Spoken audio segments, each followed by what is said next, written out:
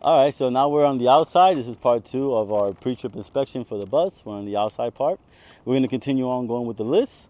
The next part of the test, which says front of the vehicle engine area, is the lenses. So we're going to check all our lenses. We got our headlight lenses that are clear, not cracked or damaged, and secure. Our signal light lenses are proper color amber on the side, not cracked or damaged, and secure. Our clearance lights are all present, all color amber, not cracked or broken in any way. We got our signal light here, proper color amber, not cracked or broken, secure. Have another one over here. Signal light, not cracked or damaged, and secure. Now, monitor devices are set later on in the video. I'm sorry, not in the video, later on in the sheet. But since it's right here, and I'm just going to say them now, my convex mirrors are securely mounted to the hood. They're not cracked or broken in any way. Same as that one right there. My convex mirror is not cracked or damaged. The frame is securely mounted to the hood. Okay. Now the next thing it would say to check fluid levels, fluids, and air leaks. So we're gonna check for leaks underneath the actual bus. We're gonna say there's no leaks underneath the transmission, no leaks underneath the engine, and we're gonna open up the hood. Opening up the hood is simple. You just unlatch it on both sides.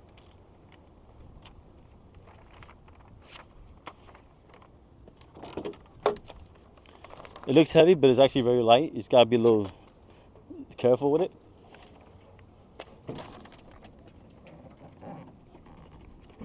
Make sure it stays. We actually can come on this side. And we're looking for all the leaks, any component that has levels or any type of leaking. So on the far top, you'll see the coolant reservoir. Coolant reservoir is not damaged, it's dry. I don't see no leaking. It's currently hot, so I wouldn't open it to check it. All the hoses that connect to and from it are not rip cut or frayed. They have their clamps and it's full level. Okay, it's a max. You can see it from here. And the next component would be the dipstick. If I was to check the dipstick, I would take it out, wipe it clean, reinsert it, make sure it's above the add line. If I need to add oil, I would add oil into the engine. We got our power steering reservoir. It's right here. It's also showing that the eyeglass is full. So it's not cracked, damaged, or leaking in any way. I can see that all the hoses that connect to and from it are not rip cut or frayed, and they're not leaking and they're dry. Another component that leaks is the air compressor. The air compressor, I don't hear any air leaks, which is the difference. You don't want to mix the terms and say I don't hear any air leaks coming from the air compressor. All the lines and hoses that connect to it are not rip cut or frayed. They're sealed correctly, and I don't hear any audible leaks coming from the air compressor. Going down the list, now that I covered all the fluids and leaks and air leaks, I'm going to go to the steering components. Since we started with the power steering reservoir already, we're just going to continue on. The hose that connects to the power steering reservoir leads you down to the power steering pump. Now, gladly, you don't have to touch any part in order for you to pass. It's all verbal. As long as you point to the general direction and explain yourself correctly, you will have no issues and you will get the point needed to pass. So I'm pointing to the general direction, which is the power steering pump area, which is on the bottom.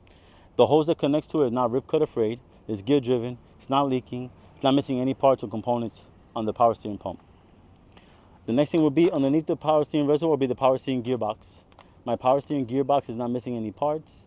It's connected to the frame.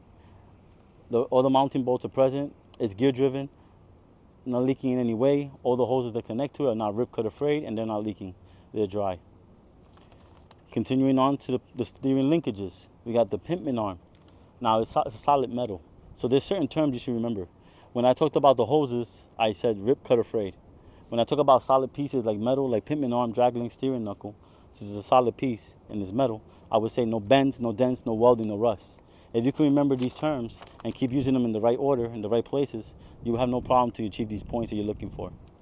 So my pitman arm, no bends, no dents, no welding, no rust. It has its upper connection secure with the mounting bolts, and on the bottom it has a castle nut with a cotter key in it, and it's secure. The next piece is called drag link. That's also another solid metal piece. I will repeat repetitively the same thing that I said for the front. No bends, no dents, no welding, no rust. It has a castle nut and cotter key in the front and rear. The next component is the steering knuckle, another solid metal piece. No bends, no dents, no welding, no rust. It has its castle nut and cotter key. And the last piece for the steering is called the tie rod. It connects both tires. It's a skinny bar. It's right at the back. No bends, no dents, no welding, no rust. It has its castle nut and cotter key. That will conclude all the steering components for the steering system. Then it says go to the steering axle and do the tires. So we're going to go right to the tire now. The tire has to be original, cannot be recapped. Has to be 4/32 of groove. and you have to explain what you would use to check it. So in this case, I would use some kind of measuring card or device or gauge to make sure it has the thread of 430 seconds. Also, it must be 100 pounds of pressure. In order for me to know that, I will use a pressure gauge, stick it inside the air stem, and make sure it has at least 100 pounds of pressure. And if it didn't, I would just add air. You have to explain that to them. You don't have to demonstrate, it's all explaining. The outside wall of the tire has no bubbles, no cuts, no bulgings. It's securely mounted to the rim, properly seated.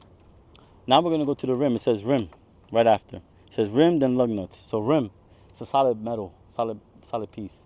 So what did I say? The same as for the pitman arm and the drag link. No bends, no dents, no weldings, no excessive rust. When I go to the lug nuts, you want to mention that they're all there. They're all present. No rust trails or shiny metals. They're all secure. No indication that they're loose. My axle, the same way. All present. No rust trails, no shiny metals. No indications that they're loose. My axle seal is not leaking any liquid at all. It's secure and sealed. And my air stem, I don't hear any air leaks coming from them.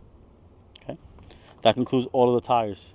Next box goes back inside and it says springs, airbags, and shocks.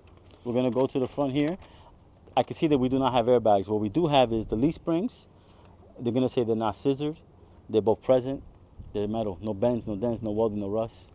Securely mounted with their front mounts to the frame. The front mount is no bends, dents, welding, or excessive rust. And it has its mounting bolts connected to the frame. My rear mounts, you're just going to have to point to the general direction since it's hard to see. And you're going to say my rear mounts are securely mounted to the frame. No bends, dents, welding, or rust, and they have their mounting bolts.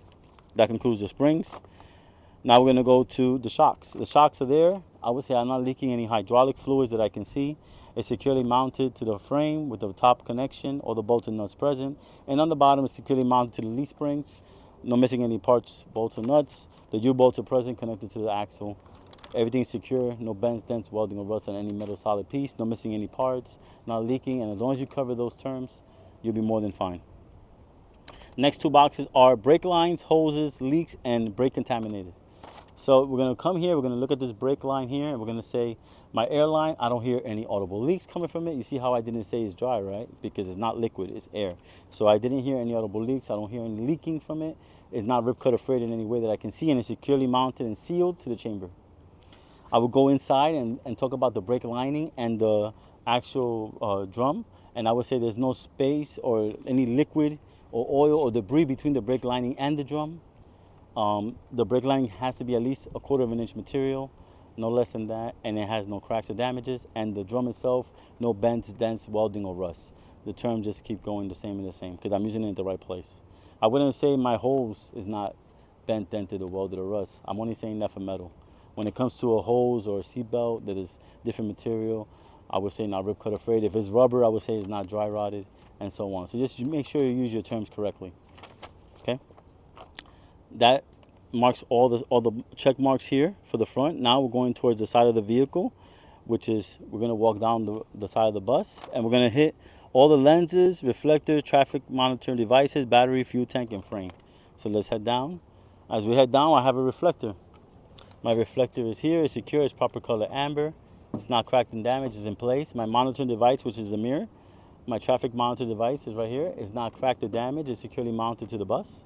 My clearance light is proper color amber. It's not cracked or damaged and present. Keep walking down. We ran into the battery. Now, like I said, you don't have to touch or open anything. You're just going to explain. So if I was to check my battery, I would open it. I would make sure my batteries are not damaged. They all have their wires nice and secured and sealed. None of them are ripped or frayed, not dripping any battery acid, any corrosion. And I will make sure it's in nice and locked position. Keep going. I have a reflector here, a signal light actually. My signal light, proper color amber. The lens is not cracked or damaged, secure and in place. You keep walking down the side of the bus. You don't have to go underneath, but you would mention the frame of the bus itself.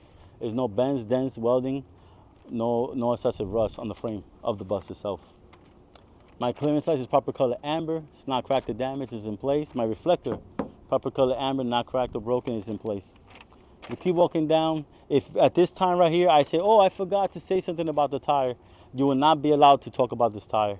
You must go back to the steering axle and talk about the tire in the front. They will allow that though. As long as you haven't said you're finished, you always can go back and talk about something you have missed. That is fine, okay? You're just not allowed to go back inside the vehicle. Continuing on, signal light, proper color amber, no cracks or damages, secure. Now in the back, it's gonna start to change the color. In the rear, it has to be red. So as you can see, our reflectors, proper color red, not cracked or broken and in place. Clearance lights, proper color red, not cracked and damaged, present.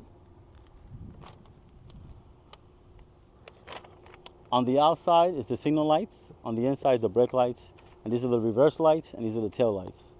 So signal light, proper color red, lenses not cracked or damaged. Brake light, proper color red, lenses not cracked or broken. Reverse light, proper color clear, the lenses not cracked or damaged. And tail lights, proper color red, the lenses are not cracked or damaged. My clearance lights are all proper color red. They're all present, no cracks or damages. You would repeat the same, signal light, brake light, reverse light, and tail light, and reflector. How I did on this side with the colors and the lenses. Depending on the vehicle you're using, in this one, our fuel tank is on this side. It could be on the other side, but since it's on this side, I'm still gonna have to speak about it if I want the point, because it's a box. So I will come to the fuel tank, and I would say, I don't see any leaks underneath coming from the tank. I would look kind of under, and I would say my hoses that connect to it are not rip cut or frayed. They're sealed correctly, no signs of leaks, they're dry. If I was to check the cap, I would open it, make sure it has a washer and a chain. And that's all you have to say. And you will close it back up, and you're done. And you mark the box. That concludes everything on this checklist that you need to do for this bus to pass. Like I said, I hope this video helps you achieve your dreams. Hopefully you can come and see us. We're Easy Wheels. We're here actually throughout the whole state of New Jersey. We go to also New York and PA. Check our website out. Check us on Facebook. We're here providing services for over 30 years. We are the #1 school. We do one-on-one training, and we have more than flexible scheduling, open 7 days a week. Come check us out. Hope to see you guys soon. Wish you the best. I'm Junior. This is Victor, and you guys take care.